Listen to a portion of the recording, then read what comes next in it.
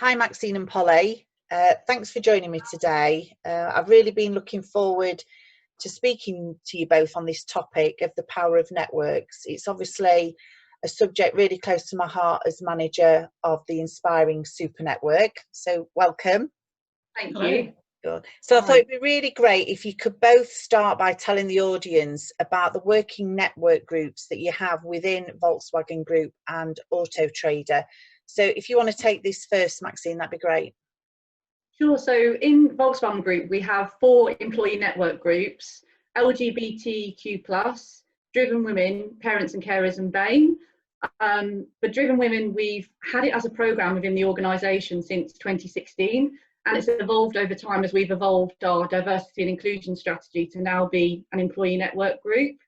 And what we've really done is we've launched the rest of these employee network groups the beginning of this year.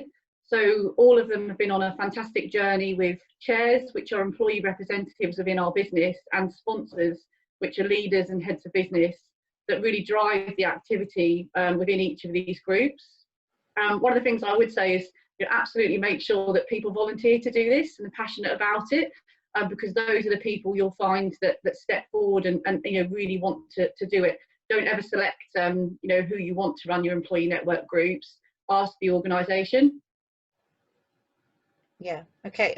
Polly, Auto Trader. Yeah, so we've got 5 networks at the moment.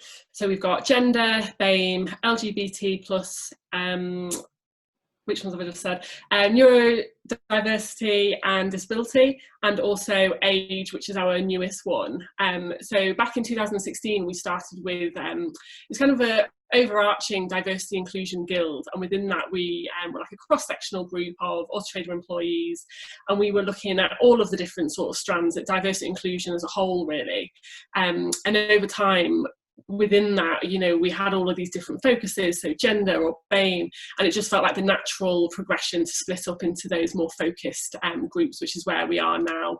And very much like Maxine said, they're really driven by those passionate people. So the age one, our newest one, is actually it's come from a group of people within the organisation who have sort of said, like, well, you know what, actually I think we should focus on this, let's talk about this, and that's how that newest working group has really formed, just with that passion and drive by the individual employees. So can I just ask you, Polly, with your groups within Auto Trader, have a lot of them been established through your employees asking for it rather than it coming from the top?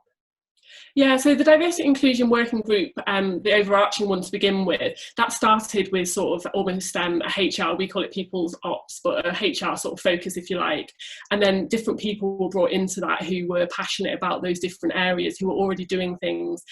Like for myself, as an example, I was already like volunteering within schools and trying to get more women into technology roles. And so I was brought into that group to almost advise on what I think we should be doing in terms of like women in technology and automotive as well. So different people were brought into that group who had those sort of specialisms and passions, and then over time these individual groups have got formed, and then as new focuses have come about, or new things that we think are really important have come about, then the new groups have formed around those. Okay, great. That's the same for us, Nicola. We've all the employees have come to us to say we'd really like to have this network group. And interestingly, Polly, we've literally just had some people request around age, and that being a focus, and it triggered from a recent pensions virtual workshop.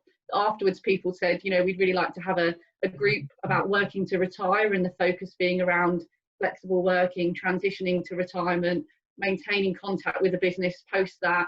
So that's actually a group that we're exploring at the moment based on employee request. Yeah, that's quite interesting, isn't it? A group, to stay in touch with the organisation post-employment as well. Yeah, definitely. Can I just ask you, in terms of your networks, how many members do you think is ideal to be part of the focus group? So we have varying sizes, so some of them are really quite small. So age at the moment, as it's getting up and running, there's about 4 people who are sort of really involved with that and leading it forward. Yeah. In our women's network, there are about 12 of us at the moment, and that's the core group driving it forward. So it really varies depending on the different things that you're trying to tackle or the stage that you're at. But then in terms of so we call it a working group, the team driving it forward, and then we have what we call our network, which are all the people who participate or in our Slack channel, come along to events. And at the moment for Women's Network, I had a look just before, we're just about 200 people in our Slack channel at the moment who are contributing to that group and involved in that conversation. And that's out of 800 employees. So, you know, it's a really good representation across the business. Yeah, is it the same? I'd say that's very similar. We have we have the same sort of, we have core groups that drive it forward, but then they'll host events. So Driven Women have recently done a career panel event and an interviewing like a pro, and they'll have, you know, 50 to 60 female attendees that want to come along to that event. And then there'll be a core sort of group that identify, you know, what activities do female employees want in the business, what areas do they want addressed, what topics came out of the focus groups, and where can they, you know, either support, enable or promote. So all of our employee network groups have 3 core themes, and they've all identified the same sort of overarching things, that within them they want to support employees, they want to enable employees through information, career events, influencing policies and culture, or alternatively they want to promote the activity and link externally. So I mean, it just sounds those that are involved, you know, do really, you know, heavily get involved in what they're doing within the network. So just moving on, this surely must have, you know, these networks must surely have an impact on the culture of an organisation, you know, positive in terms of affecting change, procedural change, etc. So Maxine, if you'd just like to answer that first. Yes, sure. So our parents, just a recent example, our Parents and Carers Network group have been a phenomenal support network during COVID. And, you know, employees with homeschooling, you know, everyone was homeschooling during the height of lockdown, and they were really part of helping us, you know, identify how can we support employees, how can we adopt work-life blend approach. We obtained their feedback. They went out to the business with hints and tips. So even employees that weren't part of the network group were engaging with them and saying, tell us, you know, how can we manage this new blend of, you know, being a teacher and being a hard-working employee. So that's just one example recently. And then all of our employee network groups, they really want to influence the space of attract. So gaining a better, diverse, you know, organisation. So they're revising on adverts, internal communications, up and coming activities, and really just helping us support the culture. So whether that be from a HR process or a business process or a leader process, they really do have an influence and you know, opinion in that space, which is fantastic. Yeah. And Polly? Yeah, I'd say quite similarly at Auto Trader. I think definitely we act almost as consultants, if you like, so like there on the ground with all of the employees, like listening to what people are saying, but also going out to like conferences and, you know, listening to different webinars and things like that. We're able to bring that information back into the business and then work with our colleagues in, you know, people ops, in recruitment, things like that, and sort of relay those sort of like findings and work with them. Because I think something that we as the network struggled with initially was trying to take everything on ourselves. It's like we were going to change recruitment, we were going to introduce these new policies, and obviously that's not really our place. So what we've been working to over the last few years is this sort of, as I say, like consultancy role now, where we can inform and work with the people whose, you know, role and responsibility is to implement these things, and just bring the knowledge and the findings that we've got to that conversation, and then work in a collaborative way to get those bits actions. Yeah, and I think what I found really interesting in one of our pre-recording chats was that you mentioned that a lot of new employees cited that one of the reasons they wanted to apply for a job at Auto Trader was because of these networks that you had. I mean, was that surprising to hear? Yeah, so I guess you know, Auto Trader is seen as, you know, cars and like technology, and they're two sort of things that don't necessarily attract a really diverse group of people. So through our networks, through our diversity inclusion networks, we're really able to showcase the fact that, you know, we're not a load of car fanatic people. It's all sorts of different people who work at Auto Trader, and we've got this real passion for all of these different diversity and inclusion strands. The social media stuff that we do is because, you know, we want to do it, and it's like, it's showcasing the hard work that we're doing, rather than having, you know, we're not trying to attract new recruits. It's like a happy side effect. So, you know, it's always really surprising when you hear that people are actually looking at all this stuff that you're doing, because you're doing it to sort of promote your working group to your organisation almost, and then you find out that people are like referencing it in their interviews, and it's great. It's like, it's really nice to think that it's getting that much recognition, because, you know, we're just doing it because it's, you know, a great thing to do. So yeah, it's really nice. Yeah, definitely. And I think one of the things you commented on before, Maxine, was with your internal network groups, is that, you know, some members have commented that they find it a safe place to talk. Yeah, absolutely. Yeah, so we had... So important, isn't it? You know, because not everybody has confidence to wear how they truly feel. So how do you think this is going to be a benefit to Volkswagen Group? So I think just the ability for others to hear each other's stories. People have said, you know, it's a fantastic safe space that they can talk to each other, gain a different perspective, even though they're part of that employee network group. As a community, they say they're learning as well, and different people's life experiences, heritage, backgrounds, and the ability just to be able to share and, you know, voice, you know, their own personal concerns and issues. So from a mental health perspective, I think it's a huge area that people can really champion. And you know, we're an organisation that, you know, has multiple brands, and, you know, in network is in itself within the employee network group, but people have really evolved, you know, who they contact in the business and who they engage with just from attending the group. And it's people at all different levels, and it's just fantastic to see that they all want to work forward on different activities, different initiatives, and you know, sometimes it is just to get together and, like, you know, have a conversation and say, how are we all doing? And other times it's get together and decide, you know, we're really passionate about Black History Month in October, so what are we going to do there? So it's a lovely blend, you know, that creates that safe space for people. Yeah. And with, you know, actions that these networks would like to implement, how does that come about? Are they allowed, is it carte blanche that they can do what they want, or is there, you know, some kind of structure where it goes to higher management? Do you want me to take that? Yeah, I think that'd be great. Yeah, so we try to, you know, not like give everyone the autonomy and empowerment. You know, at the end of the day, these groups are, you know, an array of fantastic employees at all different levels, you know, with experience and expertise. And very similar to what Polly said, is that they engage with the relevant departments and the relevant individuals when they need to bring in different perspectives. So if it's about flexible working, they'll contact HR. But if it's about technology to enable flexible working, they'll contact IT. If it's around, you know, just recently our LGBTQ+ wanted to do more virtual and physical around Pride. So they've contacted Bentley themselves, and they're arranging a car that's all wrapped in Pride and rainbow to come into the dealership. So people really do take it upon themselves to do it, and that's what we want. We want people to feel that there isn't red tape, that there is the opportunity. And on a monthly basis, we all come together. And the main reason we come together and see what everyone's doing, A, to share best practice in learning, B, to say what's working and not.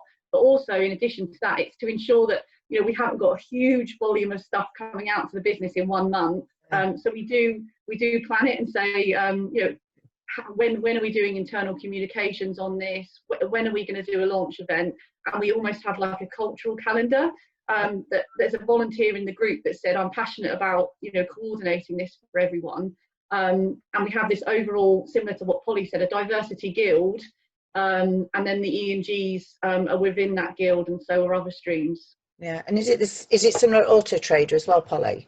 Yeah, we have the same. We have like a D&I calendar, and yeah, that diversity inclusion group is almost exactly, yeah, as Maxine's saying there, our opportunity to come together. And I think the key thing we really get out of that is the collaboration, because, you know, each of these groups, they're representing a thing, but, you know, the people in those groups aren't just a single thing. So whether it's maybe something for Black History Month, thinking about Black women, or, you know, bringing two different strands together or multiple strands together, and really thinking about how we can benefit from each other and the different works that we're doing individually.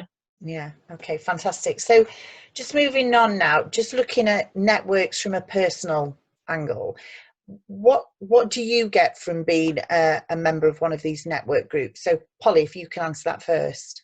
Yeah, sure. So for me, I've been, on the journey with the network, if you like. So I was involved way back when we didn't even have like a women's network. And at that point, 4 years ago, I was 4 years more junior in my career than I am today. So for me, it's given me a real opportunity to grow and learn all of these different things, like leadership, my confidence, my public speaking, like being across something that's so widespread across the organisation has just been fantastic. It's really given me so many opportunities that in my role I would never really get. Organising events isn't something that developers typically do. So it's like really sort of pushing myself outside my comfort zone, and it's just been absolutely fantastic. And the leadership of being able to lead like a completely separate thing to my normal day job has just been like so good, and really a great learning opportunity. I think anyone who's thinking about getting involved should just go for it, because it is you don't have to be the lead of something. You can probably get involved in a much more manageable scale and just give yourself those opportunities that you don't normally get. And yeah, I think pushing yourself outside your comfort zone is a great way to learn and get more comfortable with different things, isn't it? So I think that's the thing that I've definitely taken from it the most. Yeah. And Maxine, what about you? So I would say, from exactly what Polly says, for within our business, there's so many individuals. Our Inspire stream is co-run, and one of the individuals was a graduate and so passionate about it, secured a permanent role and is now co-chairing it. And they're focused on looking at how can we inspire future generations into automotive. And the skills I've seen across the business that people have got involved, they feel greater empathy skills, coaching skills, leadership skills. People that don't have the opportunity right now to have direct line manager experience, that they're guiding, coaching and leading people through the employee network groups.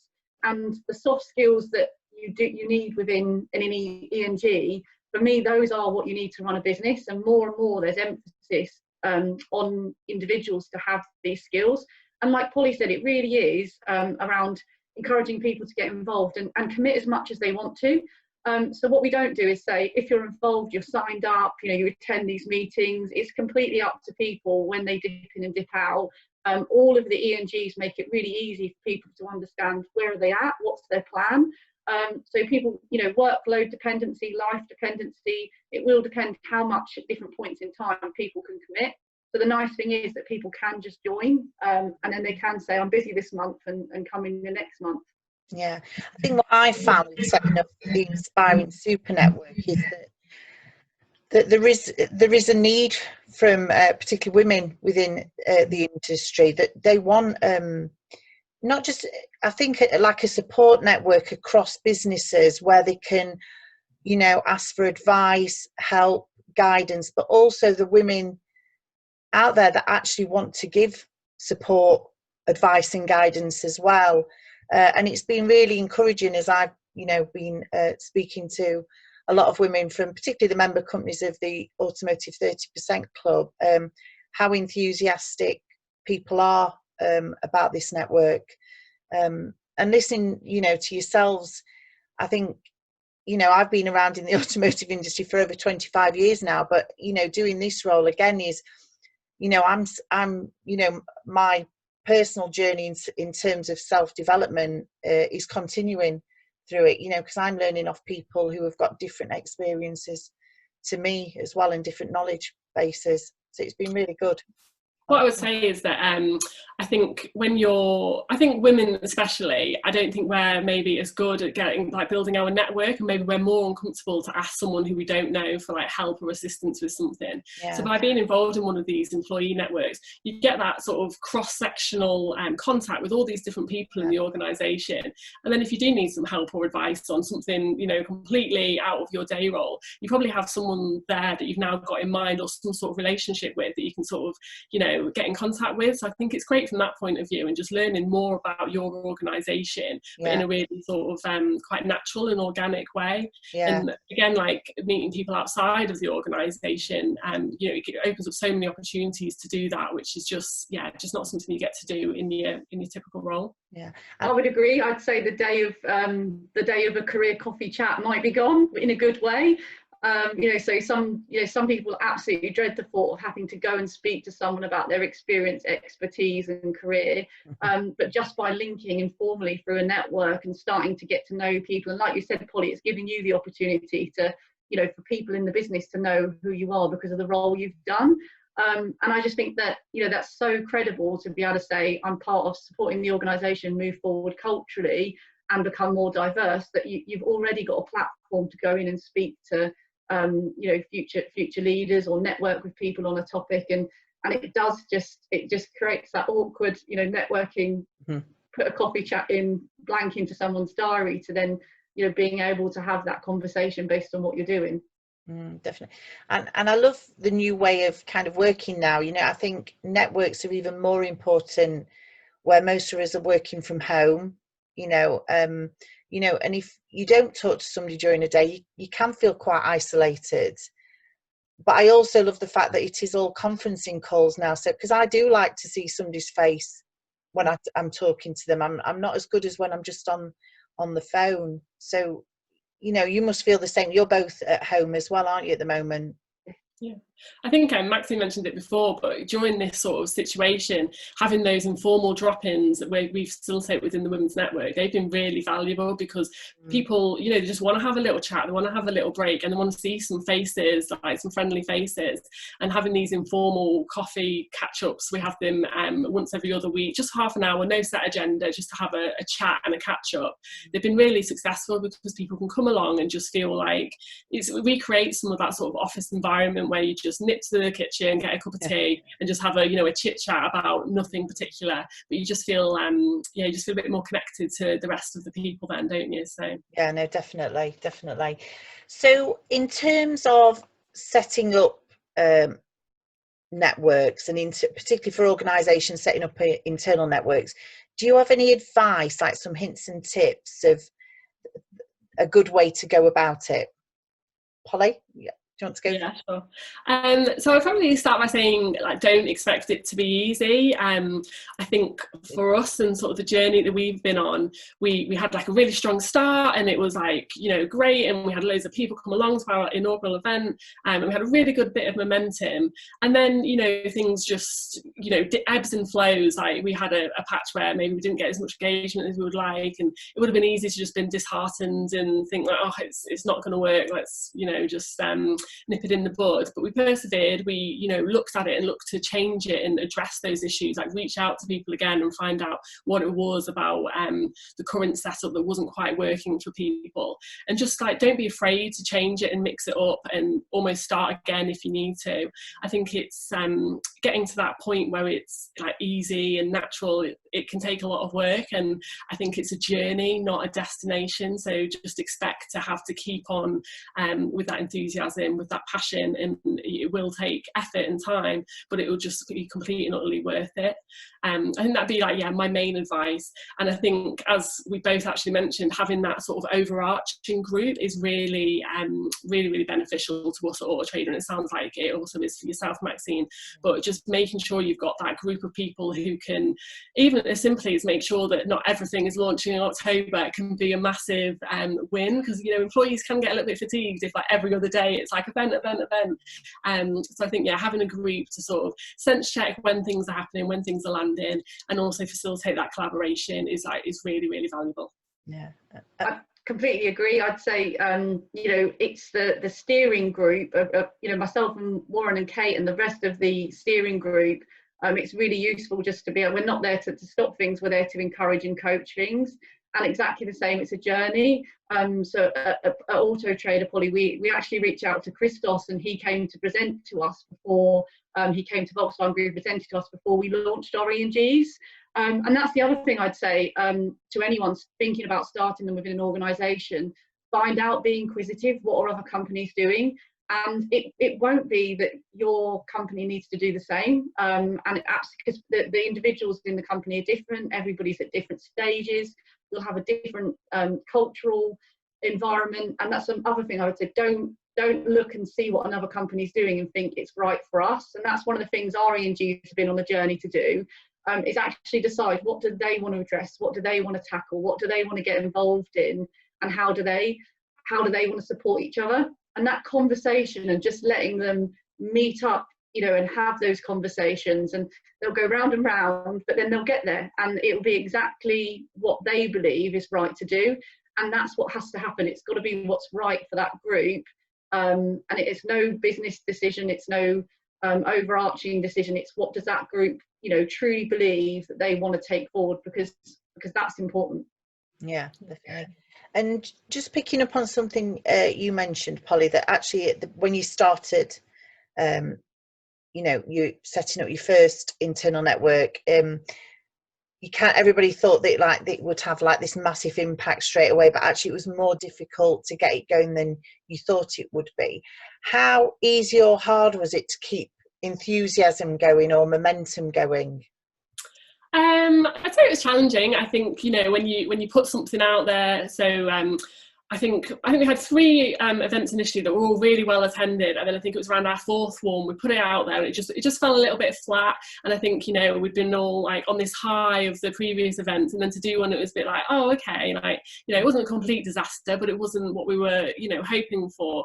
I think you can get really disheartened, but you've got to almost use that as an opportunity, haven't you, and think well, what was it about it that you can learn and make sure you do differently next time. I think making sure that the people in your working group have got the time to be able to commit to it and take it forward is really important as well. And sometimes having that conversation with members of that group and being do you have the time to commit for the next quarter or however long, and just make sure that you have got the people who are able to drive things forward as well, because that's certainly something that we've noticed over time. If you don't physically have the time to do things, things don't get done. So making sure that everyone can make some sort of time commitment, but completely, as Maxine pointed out, workloads change, and you can't expect someone to say a year ago, yeah, I've definitely got time, and that to still be true. So that's why it's not a bad thing if you need to drop out for a little while and then come back later. That's absolutely fine. It's just about making sure that the people within that working group have got the time to be able to drive forward all the things that we want to do. Yeah. And just touching also on something you said, Maxine, that I thought was really interesting, is that you invited somebody from I believe Auto Trader to come in to talk to Volkswagen Group about how to go about setting up networks. And I just think what a great example of networks helping networks, and how it's about us all supporting each other. Absolutely, it was so useful. And you can research, you can go online, you can see snippets, but actually to gain that experience then helps you formulate and think how would we go about it. And exactly to Polly's point, one of the biggest things is it's a journey. And you can't, everyone is very keen to commit to deliver and do things, and one of the things we've said to everyone is don't overcommit yourselves, don't stretch yourselves. There's some real core things that you want to achieve, and to do them well is so much more important than a long list. And we've got some great examples where our employee network groups have delivered some fantastic things in the business already. So our Bain group were really passionate about knowing how inclusive are we as an organisation. So they took it upon themselves to find out how to redo our equal ops within our HR portal, and they took that and said, we want to go out to the business and say, how diverse are we? Can you complete? There's a census data on equal opportunity, and they put their personal reason of why it was important to them. And the traction and take up has been great. And there's loads of examples where they've taken on 1 or 2 key projects, and that's a lot better than taking on 10. Just like any objectives, less is more. So that would be another thing that we've really learned throughout the process. Yeah, I think I do like that statement, that it's a journey, not a destination. And I suppose just moving on, really, we've just started on the journey with our Inspiring Super Network, and it's great that you're both involved in that. So it'd be just great if you could just speak about why you wanted to be involved, and why you would encourage others to join the Super Network as well. Maxine, do you want to go first on that? Sure. So I think a huge benefit of a network is, you can have 40 individual conversations, or you can have one collective conversation. And for me, being part of the network, you meet people across the sector that you may not have come into contact with, but you don't have 40 hours in the month to do that, and you're doing it in one period of time, and you're gaining best practice from others, ideas from others, and it may not be relevant at that point in time for your organisation and your journey, but myself and Warren, who run the overall diversity, we bank those ideas, and that's been hugely beneficial for us to bank those ideas that others have said, and we may not use them yet, but they're there, and ideas and learnings from everybody, and you can pick up with people after the network and say, can I follow up with you on this idea? And you're already filtering and disseminating information for a fantastic group of people who are passionate about the topic. Yeah. And Polly? Yeah, I definitely second that. I think the thing that I'm most excited and most wanting to get involved with it for is that cross collaboration, learning different things from different groups. It is a journey. We've got so much to learn still, and so by talking to our peers, we definitely feel like we'll be able to achieve some of that. I think another thing that would be really great is, as Maxine mentioned, actually, different people going into different organisations to speak. We have quite similarly, actually, the career events, and listening to people's stories is so powerful. And so if we could have someone from Volkswagen Group come in and tell us their career story, that'd be great. Our employees would love that, and we get so much out of it. So I think that sort of cross collaboration and involvement in each other's groups would be great to see. Yeah, definitely. You can never gain enough external perspective, and it's a big thing we encourage at Volkswagen Group, people to gain that external perspective and don't be insular. And as you say, just sharing and having different panel speakers and different people talking on different topics really broadens everyone's perspective. Yeah. And I think really you both just summed up what the Inspiring Super Network is all about. It's about individuals coming together from different businesses, debating, discussing and sharing advice and guidance, not just for personal development, but also to help develop industry knowledge as well. I know I've definitely my industry knowledge has definitely increased over the past 2 months as I've been speaking to a variety of women from different automotive companies, and we're really pleased to have you both on board. So it sounds like a good note to end the conversation on. So I'd just really like to thank you both for joining me today. Your enthusiasm for networks is quite contagious, and I'm sure that we're going to get a lot of questions and comments on social media when we publish this webcast. So thank you very much for your time. I do appreciate it. Well, thanks for having us. All right, thank you. Bye. Thanks, bye.